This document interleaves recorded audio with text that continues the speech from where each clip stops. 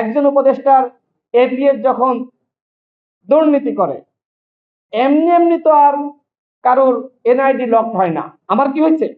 আপনাদের হয়েছে? সারা দেশের আর কোনো আন্দোলনকারী নেতাদের হয়েছে? কর্মীদের হয়েছে? হয়নি। সেই এপিএস এর কেন হলো? আর আমার প্রশ্ন হলো, এপিএস এত দুর্নীতি করলো, আমাদের মাননীয় উপদেষ্টা আসিফ মাহমুদ তিনি জানতেন না?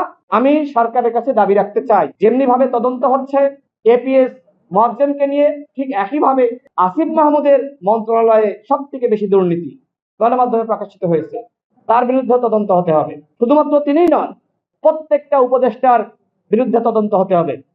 যদি কোনো উপদেষ্টা দুর্নীতি না করেন, আমরা তাকে শ্রদ্ধা স্যালুট জানাই। কিন্তু যেহেতু অভিযোগ আসছে, দুই একজনের বিরুদ্ধে অভিযোগ আসা মানে অন্যদের বিরুদ্ধে এই ধরনের সমস্যা থাকতে পারে, অভিযোগ থাকতে পারে। সুতরাং সরকারকে বলবো, আপনারা বলেছিলেন যে প্রতি মাসে আপনারা উপদেষ্টাদের সম্পদের হিসাব দিবেন, এপিএস দের সম্পদের হিসাব দিবেন।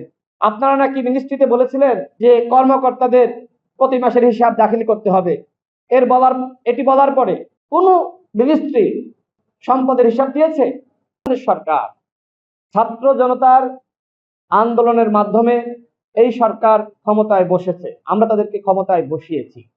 কিন্তু সিদ্ধান্ত নেওয়ার ক্ষেত্রে যদি এককভাবেই সিদ্ধান্ত নেয়, সেটি কি কোনোভাবে গ্রহণযোগ্য হবে? গ্রহণযোগ্য হবে না। যে কারণে আমরা সরকারকে বারবার অনুরোধ করেছি, সিদ্ধান্ত নেওয়ার ক্ষেত্রে অবশ্যই গণ অভ্যুত্থানে যারা ভূমিকা রেখেছে, যে সকল স্টেক হোল্ডার রয়েছে, তাদের সাথে আলাপ আলোচনার ভিত্তিতে সিদ্ধান্ত গ্রহণ করুন। কিন্তু সরকার সেই স্টেক হোল্ডার, রাজনৈতিক দল, অন্যান্য যারা নেতৃত্ব দানকারী ছিল, তাদের কারোর সাথে আলোচনা করছে না। তারা এককভাবেই সিদ্ধান্ত নিচ্ছে।